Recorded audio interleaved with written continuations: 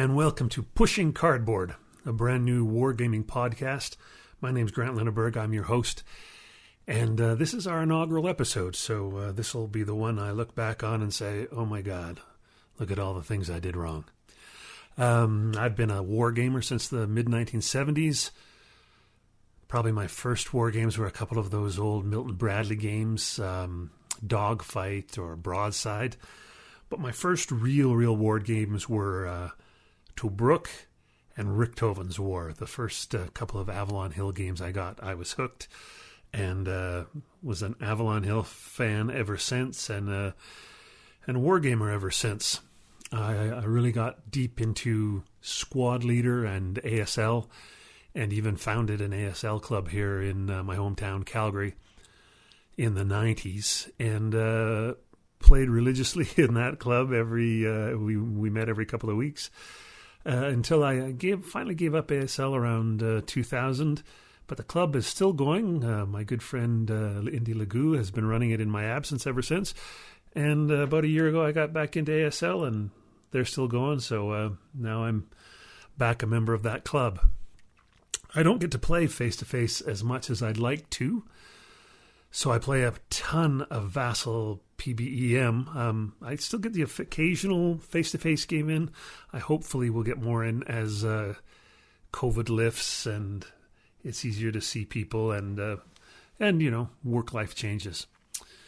Who knows what the shape of this podcast will be over whatever its run is. I'm sure the first few episodes will iron out kind of a format, but I think I'd like to talk a little bit about anything in the news or what I've been playing.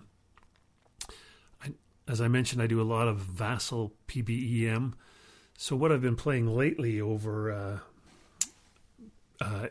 Vassal is a ton of Commands and Colors stuff always. I've got one game of Ancients going, a game of Napoleon going, a game of Tricorn going, and I just started a new game of Samurai. It's my first ever scenario playing Samurai battles. And so I'll probably get smoked in that one, but it's been fun learning. I've got a couple of ASL scenarios going, both of them small but interesting. I've got my second game of Unhappy King Charles is underway.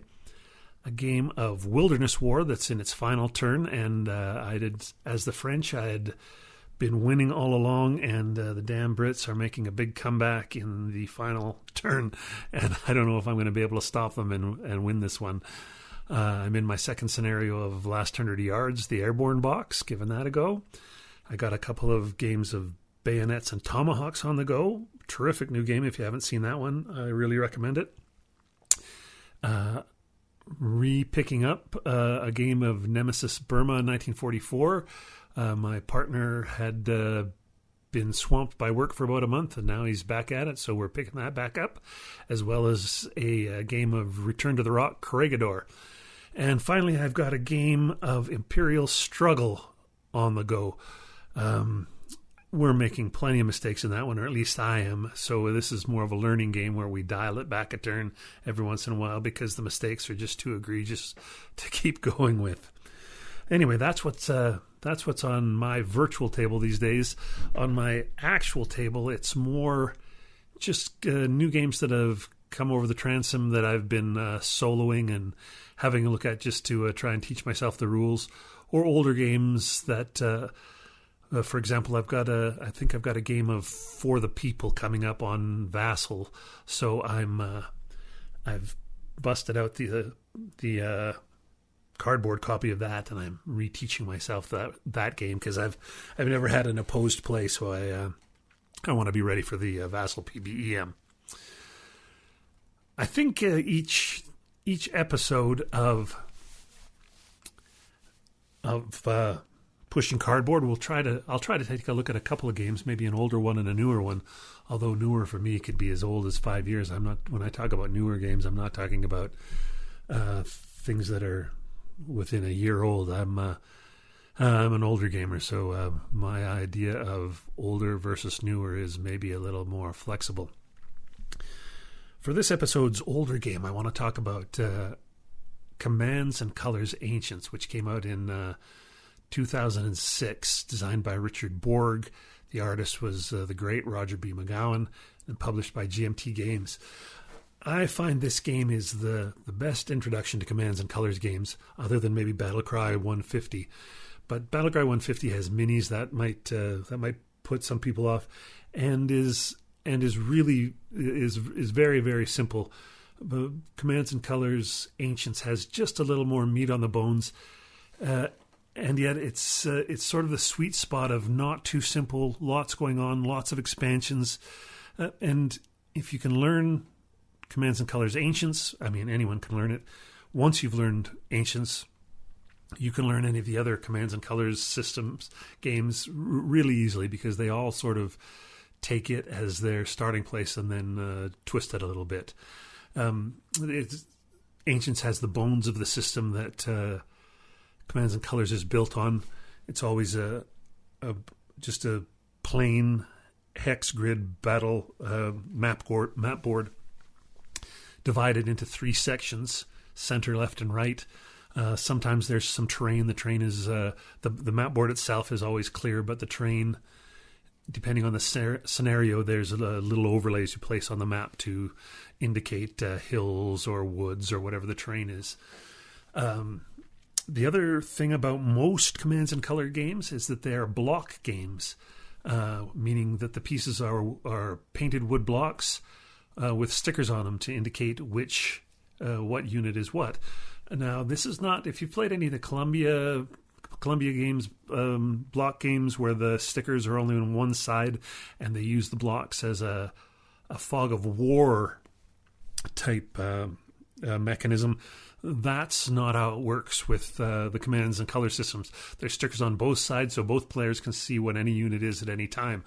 The blocks are just they're just nicer to handle than cardboard counters. They've got a great tactile feel. There's a few games in the Commands and Colors family, like Battlecry, Memoir, The Great War, that use minis. I never like these as much. I'm not a minis guy. I always think the minis are going to break. I find them fiddly. I'm not a painter, so I don't care for the minis as much. But for me, I'll play with either.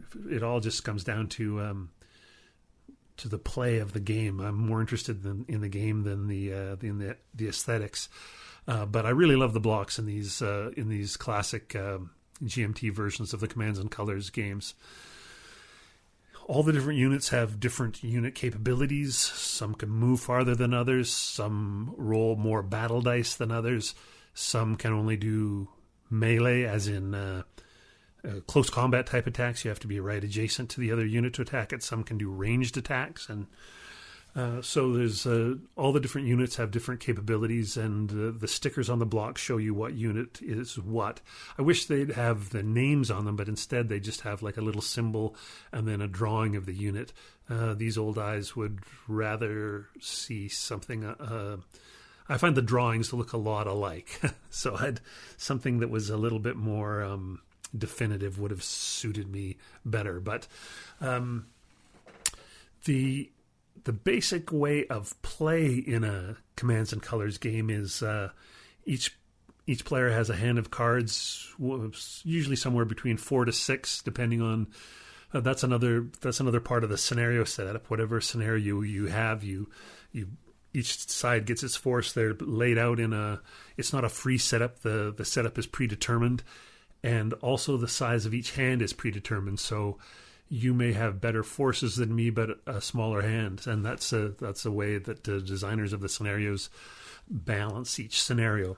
The cards in general will say something like order 2 units on the left side, or order 3 units in the center, or maybe even something like order 1 unit in each zone, and that tells you which units you can move and then fight with. There's obviously other specialty cards that do all kinds of special things, but that's the basic way the game works. I play a game, move a few of my pieces, attack you. I play a card, move my pieces, attack you. You respond, then you play a card, move a few of your pieces and attack me. And of course, after you play your card and make your turn, you draw another card. So your hand is always at the 4, the 5, or the 6, whatever the level is at. Game ends when one side or the other has eliminated a set number of the other side's units. Whenever you eliminate a unit, you get a banner, and each scenario will also say that the game goes to 4 or 5 or maybe even up to 9 banners. Usually it's around 6 or 7. That might be one of the drawbacks of the game. Most games are always the first to a certain amount of banners. There's every once in a while a little bit of something in terms of terrain capture or a unique victory condition that allows you a victory point for exiting or something like that. But mostly it's just big slugfests where the first one to 5 or the first one to 7 wins. And if I had something that I would encourage scenario designers to do, it would be to come up with some more interesting victory conditions for these games. The other great thing about the game, also you could see it as maybe a drawback. I'm not sure. It depends how you feel about this and how deep your pocketbooks are. There's the base game, and then there's 6 expansion boxes, and each expansion adds, in general, another nationality or another army. Like there's a box for the barbarians. There's a box maybe for the Spartans. I think there's a box of late Roman units. So there's all the way the units work is, in general, the Spartan units will work just like the first units we got in the first box, but there might be 1 or 2 new units, or there's 1 or 2 special units in each box, or 1 or 2 special rules in each box. But the great thing is the first box comes with 15 or 20 scenarios, and each succeeding box with the new army and new units comes with another 15 or 20 scenarios. So there's no shortage of scenarios to play. I think it's a bit of a cash cow for GMT and Richard Borg in putting them out, these all these new scenarios with new blocks and new stickers. I think the game would have worked just as well if the very first box had just a blue army and a red army, and then when you got a scenario, it told you which side was what, and the pieces were interchangeable depending on what the armies were, and then they could have just published scenario book after scenario book. But that would have they're probably making a lot more money on publishing the boxes, and I gotta say, seeing all the different colors, it does look nice. So if you're really into components, I can see how you could get hooked on how beautiful each different set of blocks are. I play this game by Vassal, play by email quite a bit. I think I've played over, maybe 220 matches of it that way in the last 4 or 5 years. The current Vassal module 4.1 came out in 2019. It was a complete overhaul of the old Vassal module, and it is fantastic. It's just a great upgrade. If you've never played Vassal before, you can play Vassal live online if both players have Vassal installed on their computers. You both log in, you hook onto their server and play each other live, and it's just like playing the game on your web browser screen. Or you can play it asynchronously, meaning that I make a move in my log file, either email it or to you or put it in a Dropbox that you've got capability of reading. You throw it into your version of Vassal and step through the log and see what I did, and then you start your log file, make it, send it back to me. That play by email way, that's the way I've done by far the majority of my Vassal play, and it's been very satisfying. When you're short of face-to-face opponents like I've been, it's been just a godsend. The Vassal module, as I said, it's terrific. It's by I think his name is Alessandro Crespi, A-L-E Crespi is the handle he goes by on the module, on the Vassal module server where you can download them from. He's just done a great job. The module includes the setups for all the published scenarios. It's got some nice little upgrades in it, such as when you mark a unit as the unit you're firing with, it automatically marks the previous unit you were firing with as having had fired, so that you can't inadvertently fire that one again. I really like the fact that the dice in this module are not in a dice tray, but there's just icons for them across the top of the screen, so you can pick however many dice you need to roll, click that button and they roll.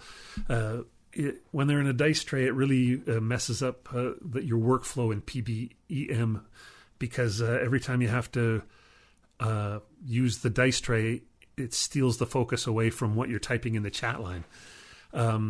There's options for how you show hits in this module, whether it's little block dots or numbers on the units. It's very aesthetically pleasing. It's got a sound effect in it that there's a button to turn it on and off. I turned it off. For me, the on-off button didn't work very well, so I just replaced the file with a file that has no noise in it, so that when it tries to play this crazy little marching noise, that doesn't play, because that sort of thing drives me a bit batty. But anyway, overall, this is a great module. It's got the notes widget in it, which I always appreciate. I think every module should have the notes widget, and it's great for PBEM. I know maybe some guys can't sort of imagine playing a game like this over email, because it's each turn is so quick. But I love having the ability to just dash off a 3 to 5 minute turn and send it off to my pal. Totally recommend it. As a newer game this week, I want to talk about Nemesis Burma 1944 by Kim Kanger, published by Legion War Games. And the artist on this is also Kim Kanger. It's not often you see a designer and artist all in one, but when it happens, and when they are equally as good at graphic design as they are at game design, like Kim Kanger is, oh wow, what a difference it makes. This game is so beautiful. The map is beautiful. The counters are beautiful. Everything is completely legible and beautiful, but still totally functional.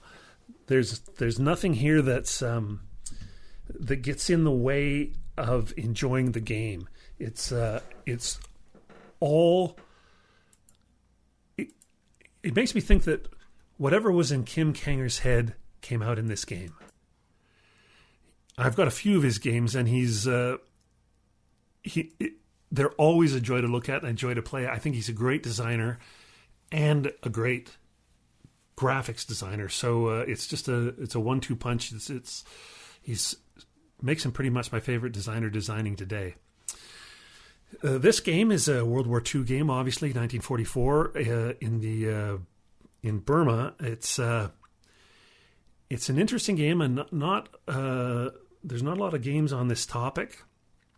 It's got the Japanese in the center of the map, and then over to the right side you've got Chiang Kai-shek's Chinese, which may or may not come into the action.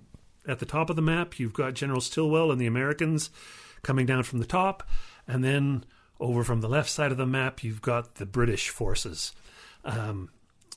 It's a chit pull game, but it's a little bit of a variation on the old chit pull. The chits that go in the cup, each side just has 4 chits. The chits don't represent formations the way they often do in many chit pull games.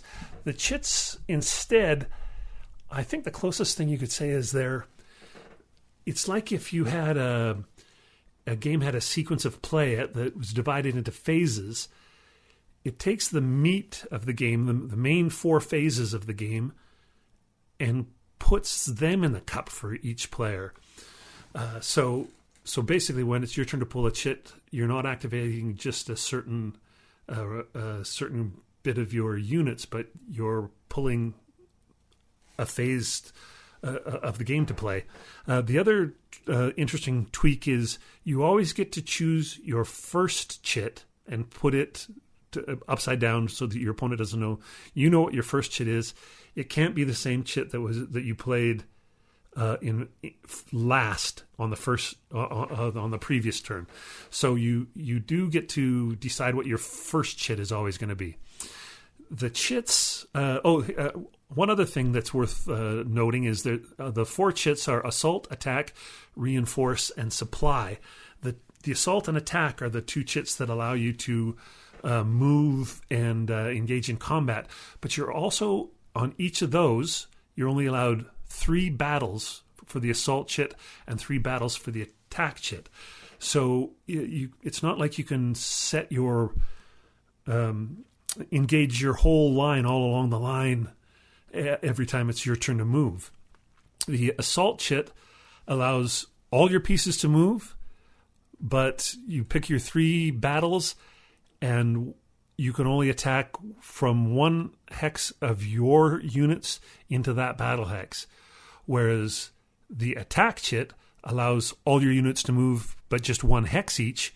But if the battle hex where you're attacking him, if you happen to have, say, 3 hexes adjacent to that battle hex with your units in it, you can attack with all 3 into that 1 hex. So you can have multi-hex attacks on the attack chit, but only one stack combat on the assault chit. The reinforcement chit, basically, that's just what it says. There's a turn track with where you get reinforcements every turn. Plus, you can spend a little money to spend resource points to recover some of the step losses you might have had from previous turns. And then the final chit is the supply check chit, which means you instantly have to check supply. And it's interesting that you'd never know when the supply check is going to come. So you can, if you want to gamble a bit, you might gamble on the supply chit not coming till later and get yourself out of supply, hoping you're going to be able to get yourself back into supply after you make your attack. But you might get bit in the butt by the supply chit coming out too soon and putting your units out of supply or in limited supply. The chit pull mechanism of this game is what makes it really exciting. Another thing that really impacts the game is troop quality. Each unit each unit is rated from 1 to 3 in terms of its troop quality, and that has a variety of effects on the game. The greater the troop quality, the less often you have to check supply, and the more likely you are going to be able to pass supply. Also, if you're attacking me with, and one of us has a higher troop quality than the other, that's a positive or a negative DRM for whoever, going whichever way, whoever has the better troop quality. And finally, in terms of zones of control in this game, the zones of control aren't that huge, but a 3 quality troop has a little larger and a little stickier zone of control than a 2 quality troop, and a 1 quality troops have almost no zone of control. So that makes an effect as well. The units in this game are basically their regiments, and then broke down into battalions as you take losses.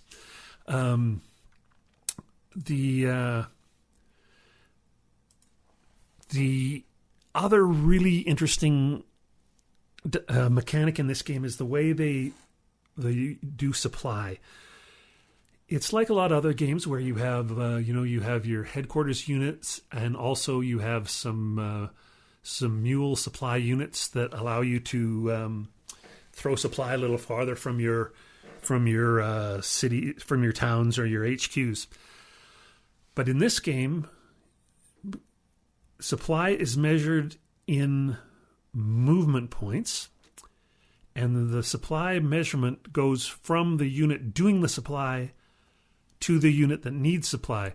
A lot of games, most games, I think, count supply back from, if I have a unit on, hex 35, I go and I can count supply back to where the supply originates from. The fact that you count to the unit that needs supply makes a big difference when that unit is in a high movement point terrain. If it's in mountainous terrain or rough terrain, you might not be able to reach that because you don't have that extra fourth point of supply movement available to you. It's like I said, I don't think this is the only game that did it that way. But wow, it makes pushing forward just a puzzle sometimes, and it's one of the most frustrating and fantastic parts of the game at the same time.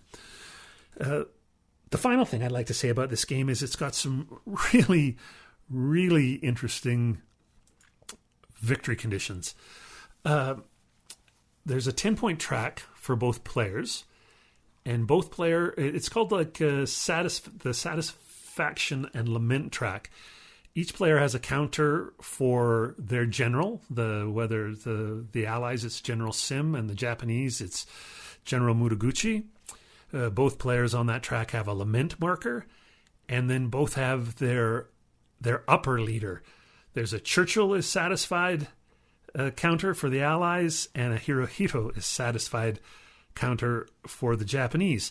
And the victory conditions in this game is to end the game with your leader, Churchill or Hirohito, more satisfied than the other player's leader. So it's not based exactly on any particular terrain that needs to be taken or force that needs to be defeated, although those things will help to make the leaders satisfied.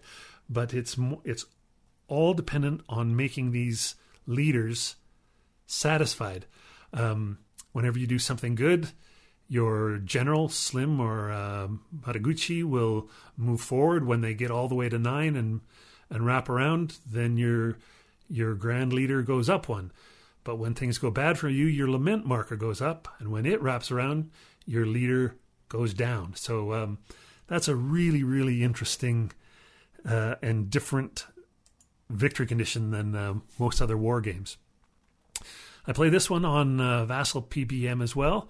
The current module is 2.3a from January 2021. A beautiful module, of course, because it uses Kim Kanger's beautiful map and counters.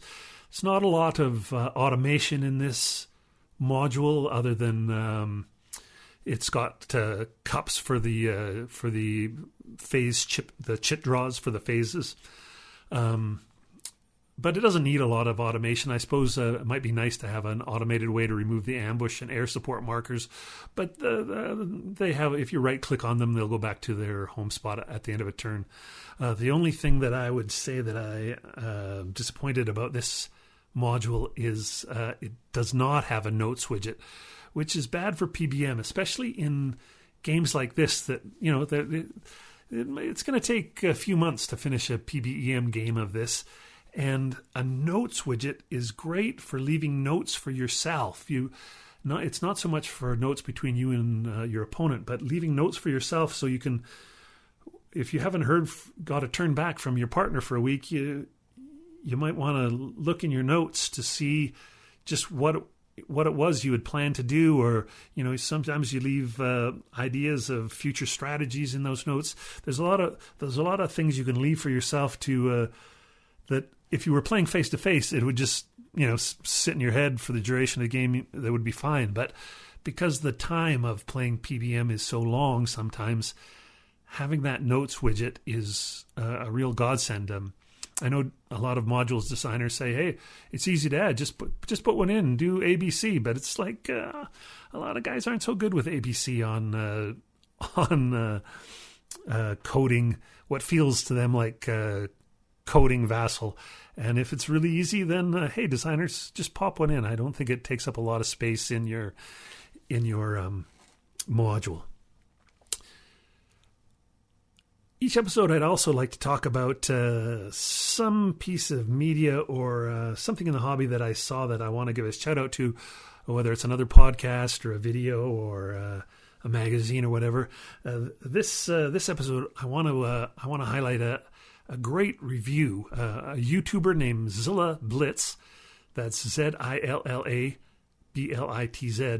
Zilla Blitz is a YouTuber, and he covers lots of different games. He's not just a war game cover, although he's getting back into war games now. Sort of one of those folks who took a lot of time off from the hobby and is getting back in. But he posted a video the other day that really struck my fancy. It was called Zilla Blitz War Game Shelf Tour 1. So look that up in YouTube if you're a YouTube fan.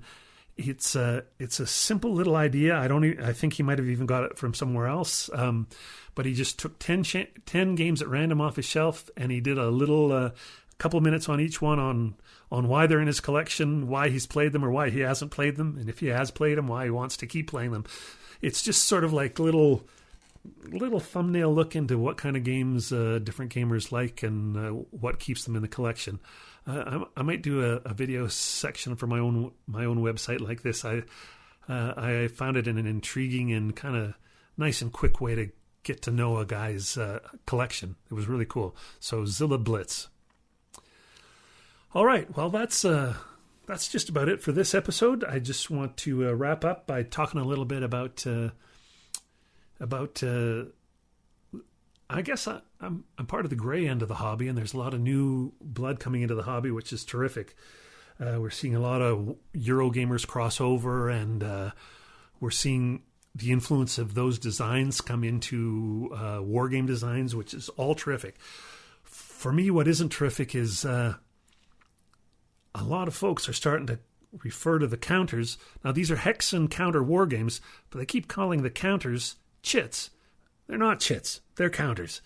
Let's think of them as counters. I know when I was talking about Nemesis, I talked about those chits, but that's because there's a certain kind of counter that's a chit. The kind of thing you pull out of a cup, those are chits. But the counters that we push around on the board, those are counters. That's why we call them hex and counter war games. We don't call them hex and chit war games.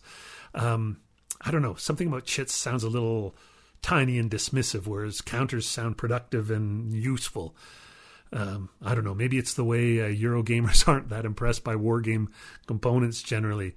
I don't really care about components all that much. I prefer function over beauty, although I'll take the beauty. I like the new style counters that we're seeing these days, as long as they're not too busy. But I'll play old style or new style, just as long as we call them counters instead of chits. Anyway, thanks for listening. You can look for me at pushingcardboard.com. And look for this space for future episodes of Pushing Cardboard, the podcast. Thanks.